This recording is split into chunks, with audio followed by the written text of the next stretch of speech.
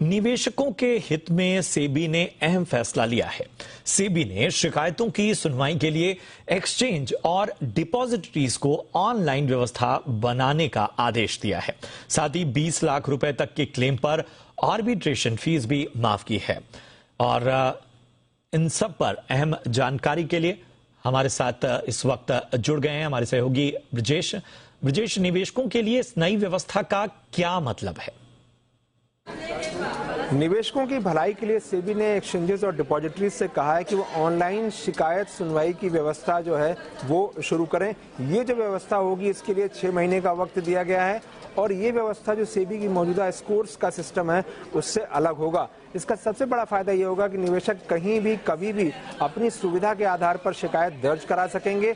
साथ ही ये भी देख सकेंगे कि उन्होंने जो शिकायत दर्ज कराई है उसकी मौजूदा स्थिति क्या है, उस पर क्या कार्रवाई हुई है, मामला कहां तक, किस लेवल तक पहुंचा है। साथ ही अगर उन्हें कोई सवाल पूछना है या किसी सवाल का उन्हें कोई जवाब देना है तो ये सारी व्यवस्था जो है वो ऑनलाइन दे सकेंगे। इसके अलावा सेबी ने एक्सचेंजेस से ये भी कहा है कि जो ऑनलाइन और ऑफलाइन यानी हाइब्रिड मोड में जो कोविड के दौरान जो व्यवस्था शुरू की गई थी कि निवेशक जहां पर अपनी बात रख सकें आर्बिट्रेशन पैनल के सामने, तो वो व्यवस्था भी अभी जारी रखी जाए। तो कुल मिलाकर इसका बड़ा फायदा यही है कि निवेशकों को जो फिजिकल दौड़ भाग करने की जरूरत थी वो सब न करना पड़े।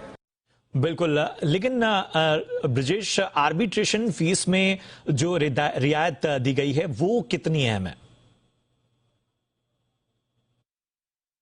ये फीस में रियायत जो है वो काफी बड़ी मानी जा रही है। रियायत अगर मौजूदा व्यवस्था देखें जो फीस की है वो कुछ इस तरह से है कि अगर 10 लाख रुपए तक का क्लेम है और 6 महीने विवाद की तारीख से 6 महीने पहले ही शिकायत दर्ज करा दी गई है तो उसके लिए कम से कम 10,000 और अधिकतम 30,000 रुपए तक की फीस लागू होती थी। जबकि 10 लाख से 25 लाख रुपए तक के बीच में अगर क्लेम होता था तो 13,000 रुपए तो फिक्स्ड फीस होती थी। साथ ही 10 लाख रुपए से जितना एक्सीड करता था क्लेम का रकम उसके ऊपर 0.30% और देना पड़ता था। इसी तरह से अगर जो विवाद को 6 महीने बीत चुके हैं और उसके बाद शिकायत दर्ज कराई जाती थी तो 39,000 रुपए फिक्स्ड फीस होती थी और उसके बाद जो क्लेम की रकम 10 लाख रुपए से जितना एक्सीड करती थी उसका 0.90% फीस देना पड़ता था।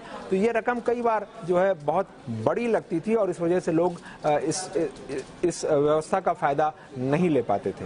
बहुत बहुत शुक्रिया करेंगे इस अहम जानकारी के लिए ब्रजेश आपका।